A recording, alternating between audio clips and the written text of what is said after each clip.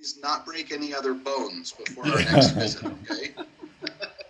I know. Oh, I know. I was really, it was my fourth round of chemo, and I felt like I was down, and like, you get to that point. You told me, you get to that point that you hate life, you hate me, and I was there. I don't even want to even hear the name Johnson.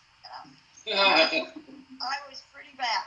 And so my wonderful son on the top there with his wife, and my other son's there too, Scott, and his wonderful wife. But they took me over to their house, and I thought it was working because she's a wonderful little nutritionist who was trying to help me because my bowels weren't moving, my burning, I went on and on. So I fell going up the stairs. The osteoporosis kicked in. osteoporosis. That's what I hear. Yeah. Well, just remember next time that if you're really craving Jell-O that badly, there are easier ways to get it than ending up in the hospital.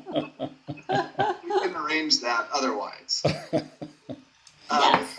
So I'm sorry, I heard that you guys got a phone call about the rheumatology appointment, but then they were trying to tell you that you had to come in person or something.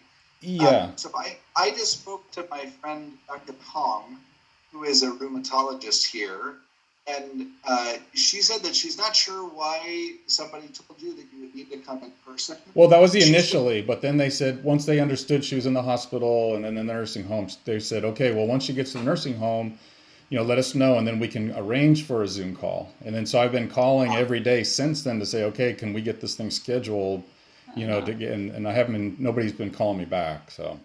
Well, so I just called the doctor. I just called and spoke with Dr. Hong, and who's a friend of mine, who's one of the rheumatologists here. She has an opening on Friday morning, so she'll have them Perfect. call you to set up a video call for Friday morning. Okay. And can they include us now that we're on this My Health thing?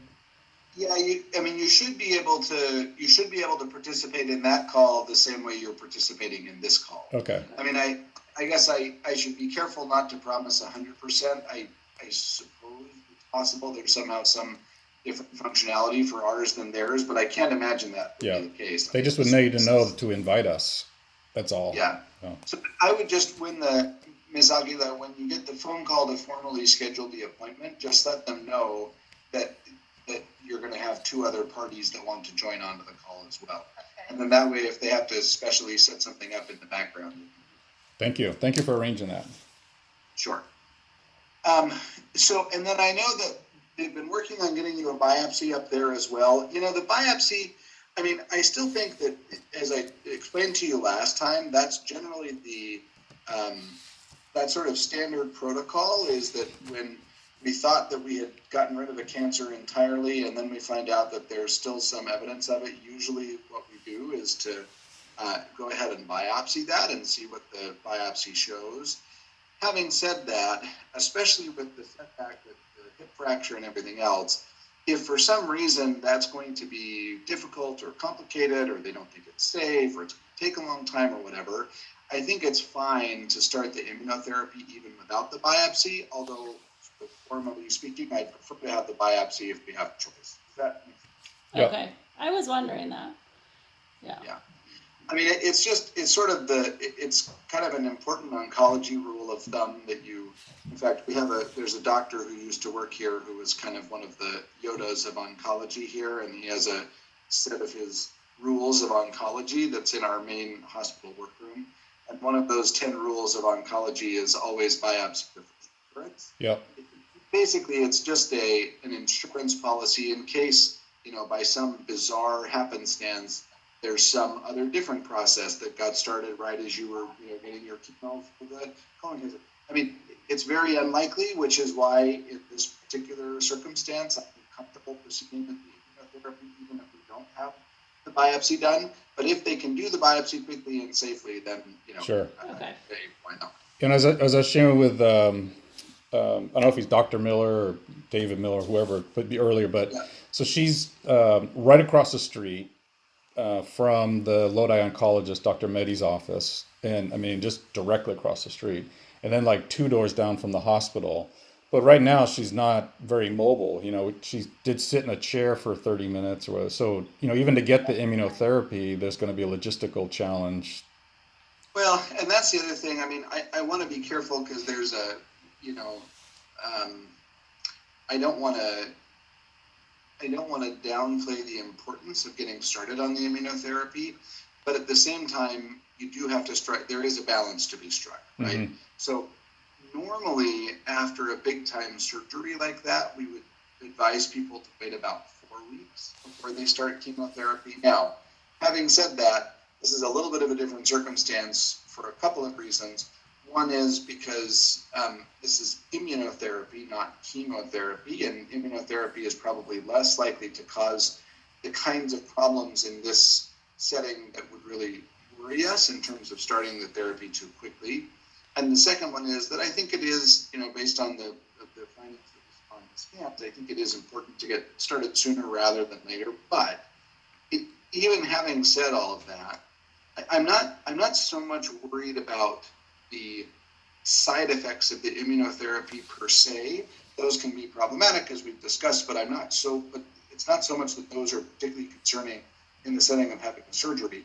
It's more that I just want to make sure that you have time to get back on your feet a little bit and to get your energy back a little bit. And, you know, usually that takes people at least 2 or 3 weeks. You don't want to rush things too much and then end up kind of taking 1 step forward and 2 steps back. Yeah. I agree. Yep. So I don't know if Dr. Mehdi has talked to you at all, but you know, when I was having a challenge getting through to you or to the rheumatology, you know, I called Dr. Mehdi because I have his cell number, and he was gracious enough to answer on his vacation, so I had to bother him.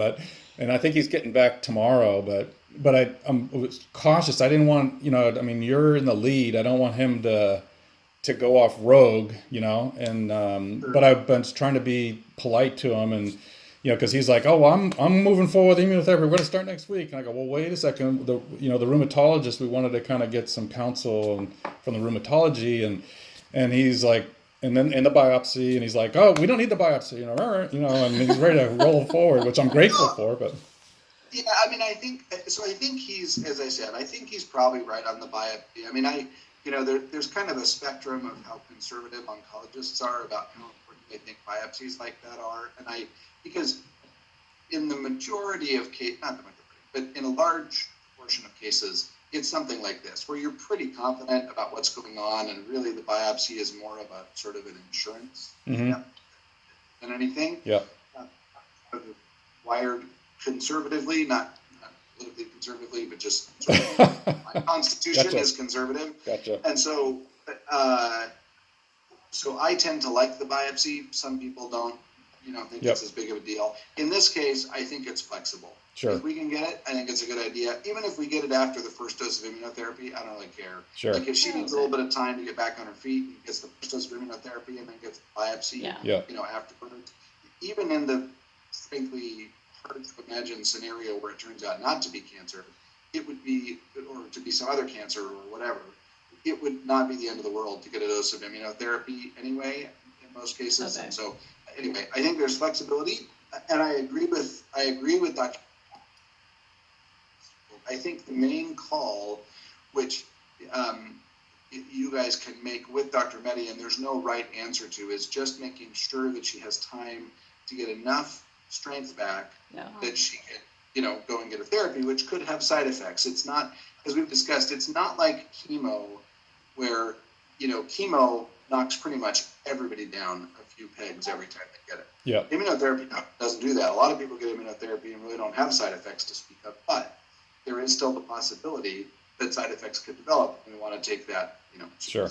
So is it a IV thing, or I know some immunotherapy is a blood draw and a reinterjection, but yeah, it's no, it's not like that. That's that's a different thing. This is a medicine that's given in a way that will be very much like IV chemo. Okay. You sit in a chair and it drips in an IV over an hour or whatever. Okay. So I think we're straight on that, and so you know, on your counsel, we can lean on Dr. Mehdi to make that call that she's healthy enough to get across the street. But Yeah, short, and if he can work out the logistics, and if you guys are comfortable and you think that she's there, then I think that's yeah, good.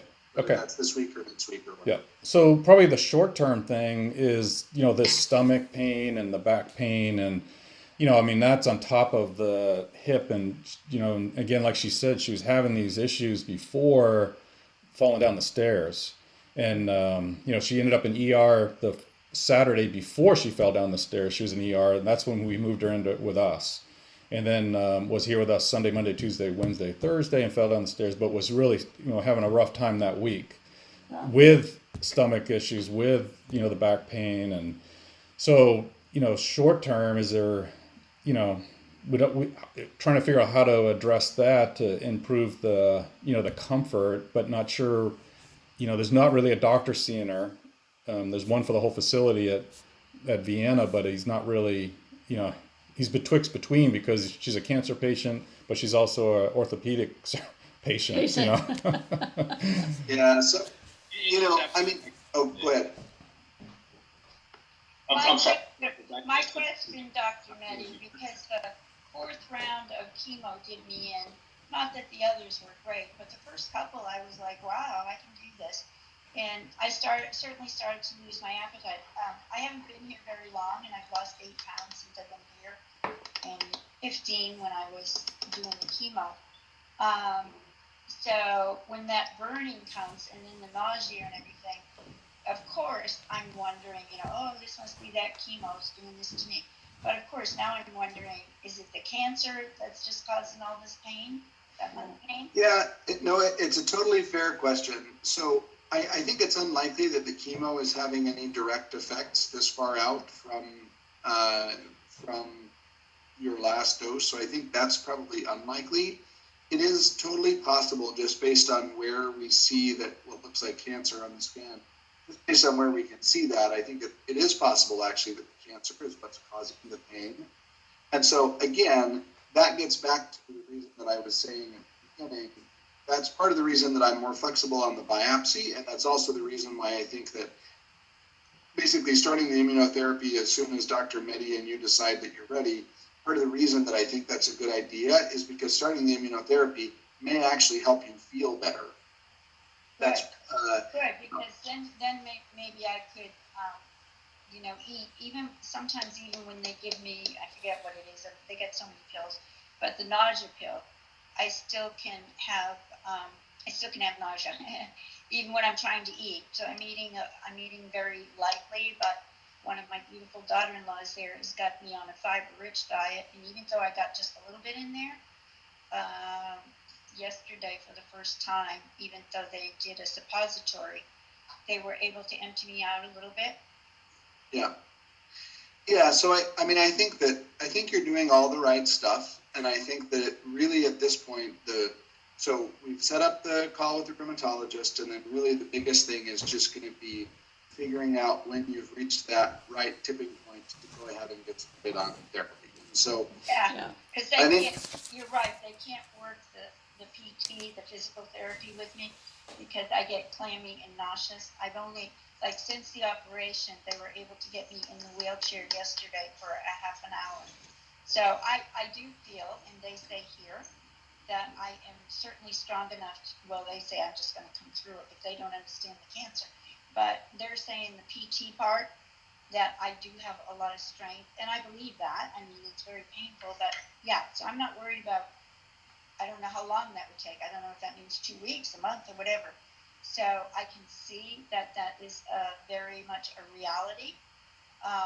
But the main thing with me is this constant nausea, and then the constipation, right? And then, So that and the burning in the back. So I'm like, oh, do we take another MRI, see what's going on in the back, or the stomach, or the intestines? But I don't know.